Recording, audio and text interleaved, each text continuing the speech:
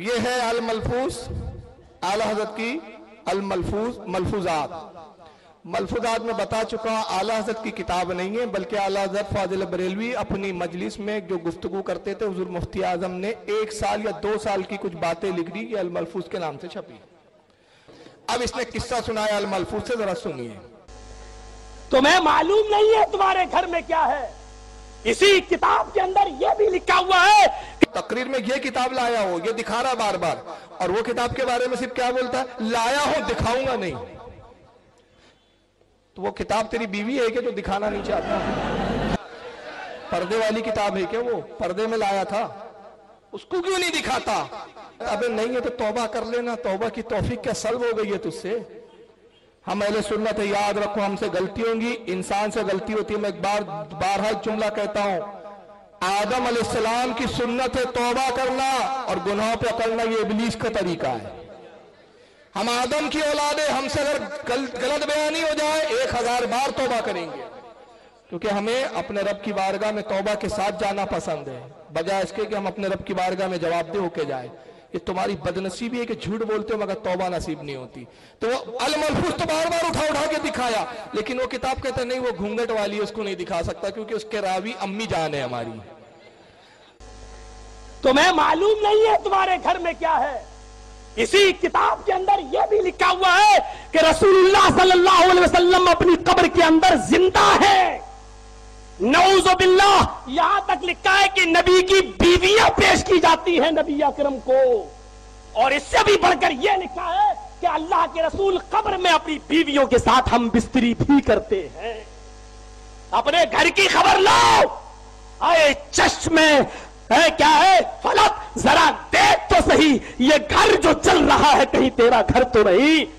تم کون سے اسلام کی دعوت دے رہے ہو اور رسول اللہ صلی اللہ علیہ وسلم کے بارے میں کیا ثابت کرنا چاہے؟ تو چلو اللہ کے رسول اپنی قبر میں زندہ ہیں، میں نے مان بھی لیا۔ چلو اللہ کے رسول اپنی بیوی سے ہم بستری کرتے ہیں، چلو میں نے مان لیا۔ اب تمہارے یہ مرید کھڑے ہو گئے قادری صاحب کے ساتھ اور رات کے 2 بجے کہنے لگے الصلاۃ والسلام علیک یا رسول اللہ، کھڑے ہو گئے اور اللہ کے رسول کا انتظار کرنے لگے۔ کوئی ضروری ہے کہ وہ تمہاری محفل میں آ جائیں؟ ہو سکتا ہے کہ وہ ہم بستری کر رہے ہو تو تم نے ہی تو لکھا ہے۔ میں جانتا ہوں کہ تم ہمارے اس جملے پر بھی اعتراض کرو گے کہ یہ جملہ، لیکن یہ تم نے ہی تو لکھا ہے۔ نبی کی بیویاں پیش کی جاتی ہیں اور نبی اپنی بیویوں کے ساتھ ہم بستر بھی ہوتے ہیں۔ ذرا غور کرو عقیدہ تمہارے کیا ہے؟ اب اس کے جواب میں کیا کہوں بتائیے آپ، کیونکہ جو جملے اس نے بولا وہ کتاب میں نہیں ہے۔ یہ کتاب میرے پاس موجود ہے اور جو اس نے لایا وہ بھی لے کر آ جائے۔ یہ اپنے باپ کی اصلی اولاد ہے تو یہ کتاب میں مجھے دکھا دے، یہ کتاب ہے کہ رسول اللہ کی ازواج پیش کی جاتی ہے، رسول اللہ ہم بستری کرتے ہیں اپنی بیویوں سے، یہ دکھا دے مجھے کتاب میں۔ تجھے شرم نہیں آتی؟ نبی کی توہین کرتا ہے، بولتا ہے کہ جب تم پکارتے ہو نبی کو قادری صاحب، وہ کس کی طرف اشارہ ہے؟ مولانا الیاس قادری کی طرف۔ آپ کی طرف ہے؟ اچھا آپ نے رد کیا تھا؟ اچھا حضرت نے رد کیا، میں سمجھ رہا ہوں استغفر اللہ وہ قادری الیاس قادری کو بول رہا ہے۔ یہ حضرت نے اس کا رد کیا تھا تو ان کی طرف اشارہ ہے۔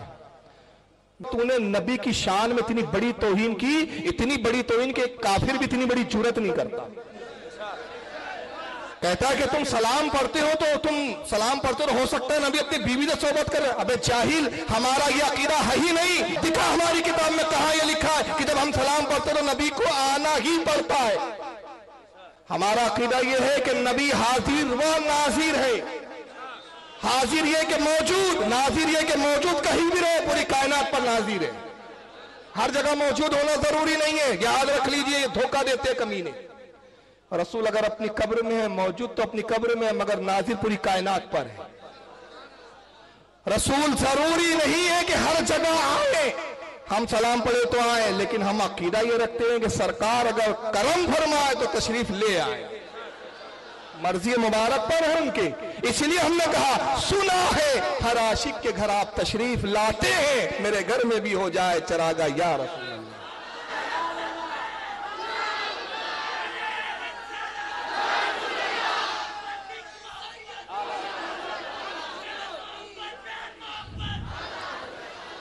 میں چیلنج کر رہا ہوں جرجس کو، یہاں کے اگر غیر مقلد سن رہے سنو، موبائل چالو کرو، اپنے جتنے غیر مقلد بیٹھے ہیں یہاں، میری آواز ریکارڈ کرو، میرا ویڈیو بناؤ اور اس جرجیز کو دکھاؤ، بولنا تم مجھ سے مناظرہ کر، الملفوظ میں مجھے یہ عبارت دکھائیں جو اس نے جملے کہے کہ نبی کی قبر میں ازواج پیش کی جاتی ہے، نبی ہم بستری کرتے، اعلیٰ حضرت نے نہیں لکھا، اعلیٰ حضرت نے لکھا شباشی فرماتے ہیں۔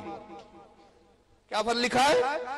شباشی کے معنی ہوتے رات گزارنا۔ دنیا کی ساری اردو کی لغتیں دیکھ لو، اس کے معنی یہی ملیں گے، رات گزارنا، صحبت کرنا نہیں ہے۔ اشرف علی تھانوی نے بھی یہ جملے استعمال کیا الافادات الیومیہ میں، اور اعلیٰ حضرت نے نہیں لکھا۔ پوری عبارت نہیں پڑھ رہا، سنیے کیا ہے۔ عرض یعنی کسی نے اعلیٰ سے سوال کیا، انبیاء علیہ السلام اور اولیاء کرام کی حیات برزخیہ میں کیا فرق ہے؟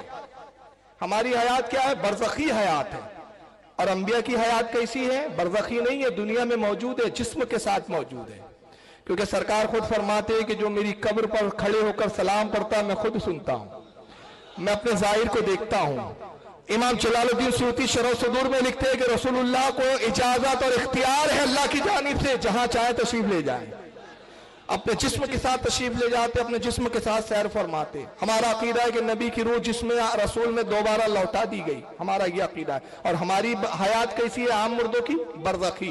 سوال پوچھ رہا ہے کوئی اعلیٰ حضرت سے کہ انبیاء کی اور اولیاء کی حیات برزخیہ میں کیا فرق ہے؟ جواب دیتے ہیں، انبیاء اکرام علیہم السلام کی حیات حقیقی، حسی، دنیاوی ہے، احساس کے ساتھ، جسم کے ساتھ، اور دنیاوی حیات ہے۔ آپ دنیا میں بھی موجود ہے، جنت میں بھی تشریف لے جاتے ہیں، دنیا میں جہاں چاہے سیر فرمائے۔ ان پر تصدیق وعدہ الہیہ کے لیے محض ایک آن کو موت طاری ہوتی ہے، پھر فوراً ان کو ویسی ہی حیات عطا فرما دی جاتی ہے۔ اس حیات پر وہی احکام دنیاویہ ہے، ان کا ترکہ باٹا نہ جائیں گا۔ ان کا ترکہ یعنی پراپرٹی باٹی نہیں جائیں گی۔ کیوں؟ پراپرٹی مردے کی بٹی ہے، زندے کی نہیں۔ ان کی ازواج کو نکاح حرام، اس لیے کہ جس کا شوہر مردہ ہو وہ دوسرا نکاح کر سکتی ہے، لیکن جس کے شوہر زندہ ہو وہ نکاح نہیں کر سکتی۔ ازواج مطہرات پر عدت نہیں، وہ اپنی قبور میں کھاتے نماز پڑھتے ہیں۔ اب آگے سنیں، بلکہ سیدی محمد عبد الباقی زرقانی فرماتے ہیں۔ کون فرماتا ہے؟ یہ کون فرماتا ہے؟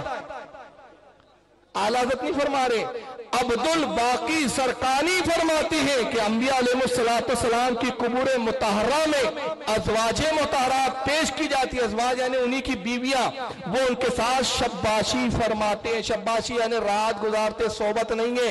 اور عبد الباقی زرقانی نے کہا میں لایا ہوں شرح زرقانی، یہ ہے وہ کتاب جس میں عبد الباقی زرقانی نے کہا یہ اپنے صدی کے مجدد ہے، جس کو تو بھی مانتا ہے ہم بھی مانتے ہیں، حکم لگانا ہے تو ان پہ لگا کے بتا۔ یہ امام عبد الباقی زرقانی نے حدیث لکھی۔ ہاں بس ختم کر رہے ہیں، 2 منٹ بھائی، 2 منٹ بس، 2 منٹ۔ اتنی پرمیشن تو آپ دوسروں کو بھی دیتے ہو یار۔ ڈیموکریسی ہے، سب کو بولنے کا حق ہے، ڈیموکریسی ہے، میں لائر ہوں، مجھے پتا ہے قانون میں کتنا ہے کتنا نہیں ہے۔ قانون یہی سمجھ میں آتا ہے کہ ہمارے بزرگوں کو جو گالی بک کے چلا جائے اس پہ کچھ کارروائیاں نہیں ہیں، ہم جواب دے تو قانون آتا ہے۔ میں وکیل ہوں، مجھے پتا ہے ڈیموکریسی ہے یہاں پر۔ یہ عبد الباقی زرقانی کی کتاب ہے۔ اعلیٰ حضرت نے عبد الباقی زرقانی رحمت اللہ تعالیٰ علیہ جو امام ہے، اپنے صدی کے مجدد ہے، شرح زرقانی 12 جلدوں میں لکھی، اس کے حوالے سے لکھا، وقت نہیں ہے ورنہ میں اس کے وہ سند عبارت پڑھ کے سناتا۔ تو یہ اعلیٰ حضرت نے اپنی طرف سے نہیں کہا تو نے جھوٹی تہمت بانی اعلیٰ حضرت پر، اور اس کے مثال کیا دی؟ کہا کہ رسول کو تم بلاتے ہو تو رسول ہو سکتا ہے کہ جب تم بلائیں تو آئے نہ سکے، کیوں؟ کیونکہ رسول اللہ اپنی بیوی سے صحبت کر رہے ہیں۔ تو میں اب اس کا جواب تیری ہی زبان میں دیتا ہوں۔ تو نے اقرار کیا، سن لے یار 2 منٹ کی بات ہے، تو نے اقرار کیا کہ اللہ بندے سے قریب ہے، تیرے سے بھی قریب ہے، تو بھی بندے اپنی بیوی سے صحبت کر رہا، اللہ قریب ہے، تجھے شرم نہیں آتی صحبت کرتے ہوئے اللہ